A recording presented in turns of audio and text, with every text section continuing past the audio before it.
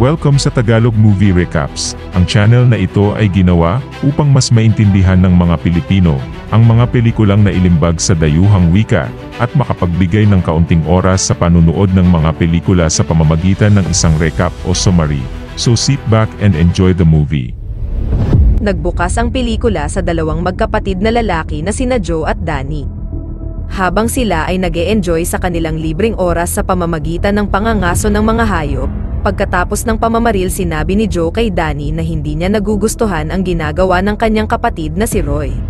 Dahil ito ay laging nagdudulot ng gulo at labas-pasok sa kulungan at madalas nasasangkot si Roy sa mga marahas na gawain.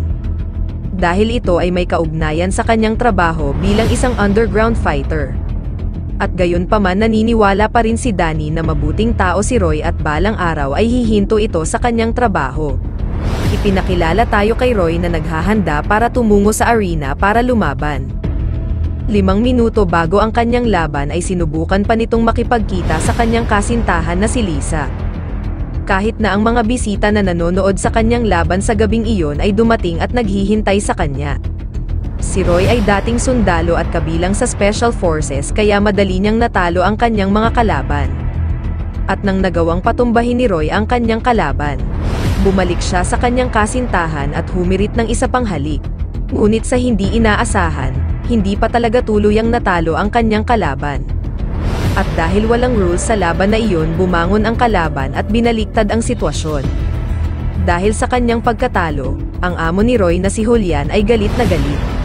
Pagkatapos ay inutusan niya ang kanyang mga tauhan na arestuhin at parusahan si Roy dahil nawalan siya ng $10 milyong sa laban na iyon. Si Julian ay isang walang awa na pinuno ng mafia. Pagkatapos sabihin ni Roy sa kanya na hindi pa siya nakakaranas ng talo sa loob ng 4 na taon ay nag-assume si Julian na mananalo ito kaya pumusta ito ng malaki sa kanya. Subalit dahil masyado siyang masaya na kasama ang kanyang kasintahan ay nabaliktad ang sitwasyon kaya kinailangan siyang bigyan ng leksyon, kaya pinatay ni Julian ang kawawang babae sa harap niya mismo. Pagkatapos, dinala ni Julian si Roy sa isang lugar kung saan itinago niya ang mga kilo ng mga bihirang diamante na nakuha niya mula sa ilegal na pagmimina. Inutusan ni Julian si Roy na kunin ang mga brilyante na iyon sa isang lugar na tinawag niyang Point A at Point B. Kung magtagumpay si Roy sa misyon, ay babayaran siya ni Julian ng $1 milyong. Ang nakakatuksong alok na ito ay naging interesado at nagulat si Roy. Nagtataka kung bakit inatasan pa siya ni Julian habang mayroon siyang 12 ng mga armadong tauhan. Agad na ibinunyag ni Julian ang dahilan. Iniisip niya na si Roy ang tamang tao para sa misyon dahil siya ay nagkaroon ng kwalipikadong kasanayan sa pagmamaneho. Maliban dyan, may 2 kapatid din si Roy na may karanasan bilang mga sundalo at maaaring makatulong sa kanya. Ang huling dahilan ay dahil si Roy ang nagdulot sa kanya sa isang malaking kawalan dahil sa pagkatalo nito. Binantaan din ni Julian si Roy na kung tatanggihan niya ang trabaho, hindi siya magdadalawang isip na patayin ang kanyang kapatid na si Joe, ang kanyang hipag, at ang kanyang pamangkin. Nag-alala si Roy kaya tinawagan niya si Joe. Gayunpaman, dahil naiinis pa rin ito sa kanya, hindi niya sinagot ang tawag ni Roy. Kinabukasan, si Danny, na aktibo pa rin nagtatrabaho bilang isang sundalo, ay nagtataka dahil hindi nito matawagan ang kanyang kapatid. Pagkatapos ay nagpasya si Danny na puntahan siya sa kanyang bahay. Pagdating sa bahay ni Joe, nakita niya ang kanyang kapatid na nagsasanay ng kanyang mga kabayo sa karera at ilan sa kanyang mga alagang hayop. Pagkatapos, sinabi ni Joe kay Danny na tumawag sa kanya si Roy, ngunit hindi niya pinansin ang tawag dahil naiinis at nagsawa na ito sa ugali niya.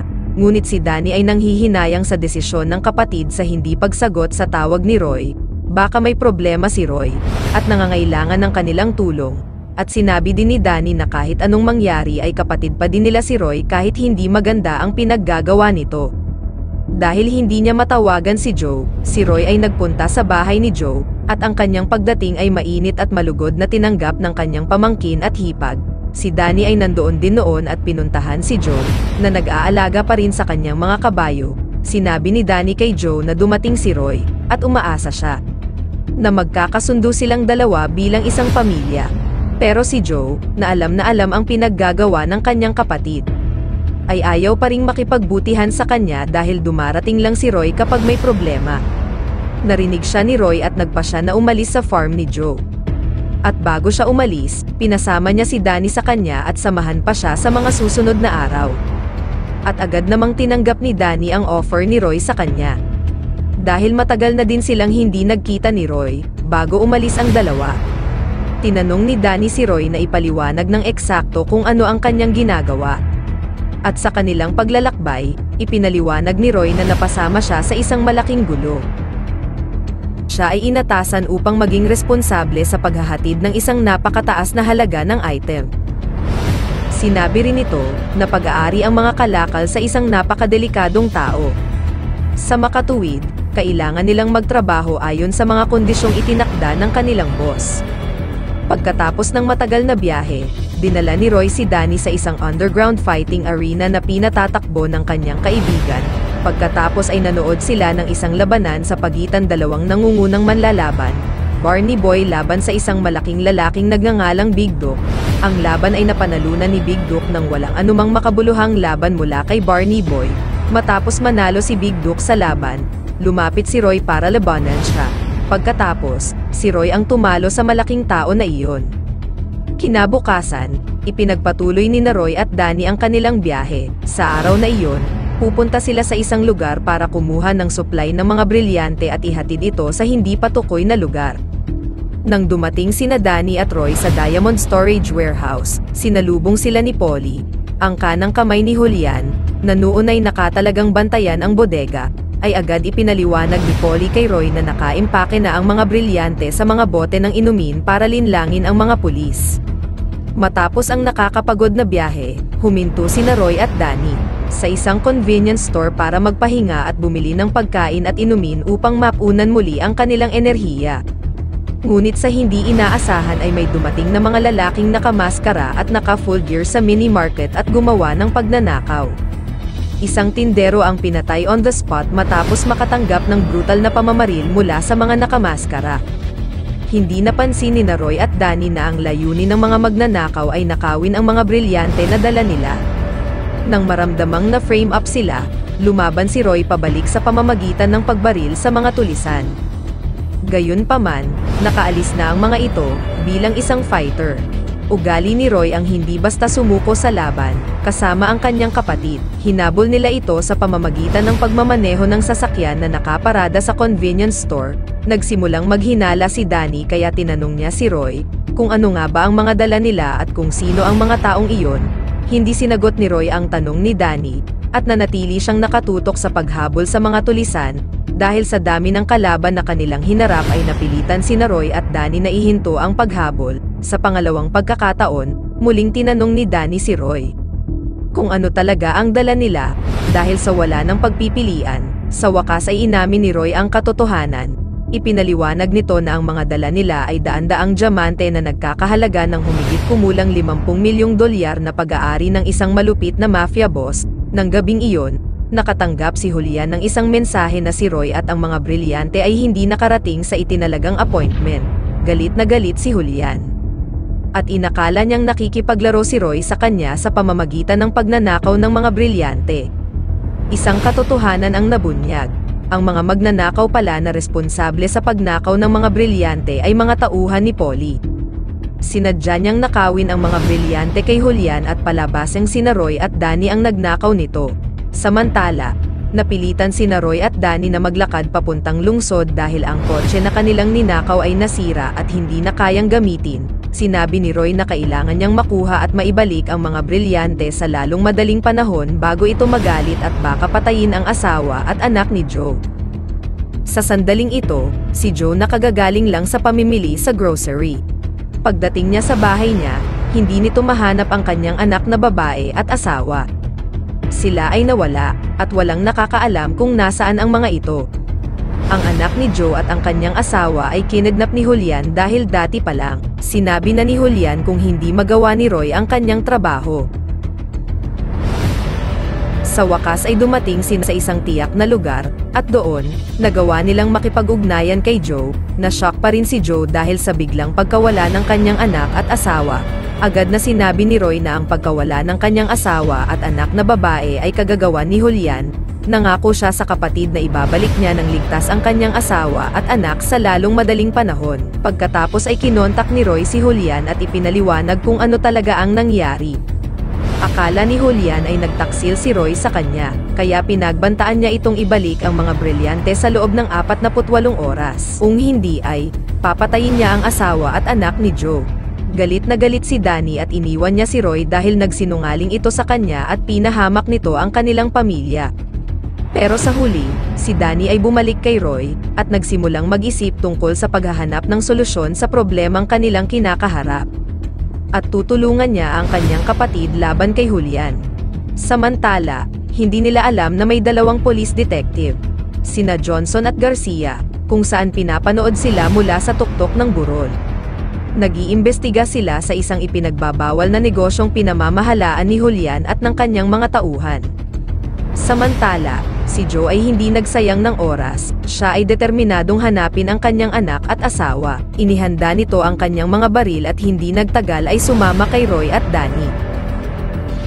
Nang makarating siya sa kinaroroonan ng kanyang mga kapatid ay, inatake ni Joe si Roy, na matagal nang gustong gawin ni Joe kay Roy. Habang mula sa malayo, sina Johnson at Garcia ay patuloy silang pinagmamasdan at hinihintay kung ano talaga ang gagawin nila. Sa sandaling iyon, nagpadala si Julian ng larawan kay Roy, ipinapakita ang asawa at anak ni Joe na hostage niya. Agad na umalis ang tatlo, dinala ni Roy ang dalawa niyang kapatid para puntahan ang headquarters ni Julian.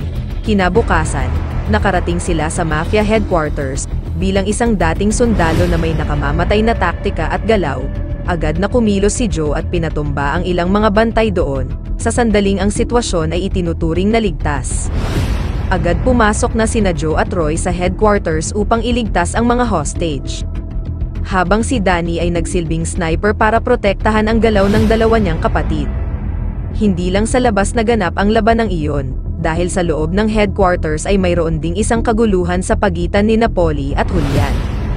At sa wakas ay inamin ni Polly na siya ang nagnakaw sa mga brilyante sa kamay ni Roy. Ginawa niya iyon dahil sa sama ng loob niya kay Julian. Ang negosyong diamante ay talagang pagmamay-ari sa pamilya ni Polly. Naramdaman niya na si Julian, na tanging ang ampon na anak ng kanyang tiyuhin, ay hindi karapat-dapat na pamunuan ang negosyo. Naggambala ang atensyon ni Polly dahil sa nangyayari sa labas, at kinuha ni Julian ang pagkakataong mapabagsak si Polly. At sa wakas ay nagkita na sina Joe at Julian, nagkaharap sila at nagtaas ng kanilang mga armas.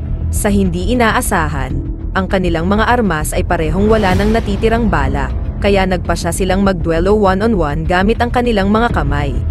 Si Julian, na nagkaroon ng isang mas malaking katawan, ay madaling napatumba si Joe. Buti na lang at ilang saglit lang, dumating si Roy upang tulungan ang kanyang kapatid. Tinutukan ni Roy ng baril si Julian, ngunit dahil sa pagsisigaw ni Julian ay na-distract ito kaya sinamantala ni Julian ang pagkakataon at pinalo ng malakas si Roy. Sa hindi inaasahan, si Polly, na nakahiga sa sahig, bumangon muli at nagpaputok ng baril kay Joe at Julian ng paulit-ulit. Kumbinsido siya na si Joe at Julian ay napatay niya, kaya inutusan niya ang kanyang mga tauhan na kunin si Roy, ngunit hindi niya alam na buhay pa si Joe. Habang nasa labas si Danny, nawala ang pakikipag-ugnayan sa kanyang dalawang kapatid kaya nagpasya na siyang pumasok sa base nang nasa loob na. Nahanap niya si Joe, nakaligtas si Joe sa pagbaril ni Polly dahil sa bulletproof vest na suot niya. Pagkatapos ay sinugod nila si Polly, na kinuha si Roy kasama niya. Pagkatapos ay tinawagan ni Danny ang kanyang kasamahan sa military na si Jimmy at humingi ng kanyang tulong sa pagdadala ng armas na kailangan nila para ubusin ang mga mafia na iyon. Samantala, si Polly ay nakarating na sa isang lugar at binabantayan ng kanyang mga tauhan, kung saan ang anak ni Joe at asawa ay hawak pa rin ni Polly. Pinalaban ni Polly si Roy sa kanyang pinakamahusay na fighter, at ang mga pusta ay ang buhay ng anak at asawa ni Joe. Kung magawang manalo ni Roy ay pakakawalan niya sila. Ngunit kung atalo ay hindi nito maiiligtas ang buhay ng dalawa, para sa kapakanan ng buhay ng kanyang hipag at pamangkin. Dapat harapin ni Roy ang hamon ni Polly. Dahil napagod na siya, hindi na kaya ni Roy makipagsabayan sa lakas ng kanyang kalaban. Paulit-ulit, binugbog, at pinaghahampas ang kanyang katawan. Sa parehong oras, sina Danny, Joe, at Jimmy ay nakarating sa lokasyon pagkatapos nilang matrack ang location ng cellphone ni Roy.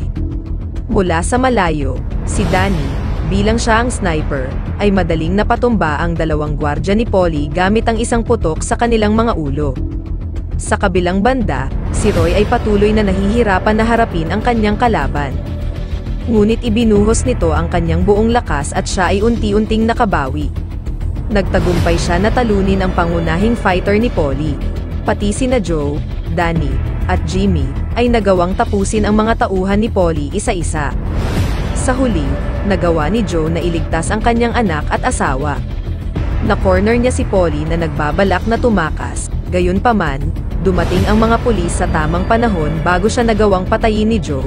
Di nagtagal, dumating ang mga agent ng FBI upang arestuhin si Polly at kumpiskahin ang lahat ng negosyong kanyang pinatakbo. Nagpasalamat sina Agents Johnson at Garcia kay Joe at sa kanyang dalawang kapatid sa pagtulong sa FBI na mahuli ang mga kriminal. Sa pagtatapos ng kwento, napatawad na ni Joe ang kapatid na si Roy, at nagpasya si Roy, na titigil na bilang isang underground fighter at tutulong kay Joe sa kanyang ranso na pagmamayari ng kanilang pamilya. At dito natapos ang pelikulang ito. Kung hindi ka pa nakapindot sa like at subscribe button, pakipindot naman po. Maraming salamat.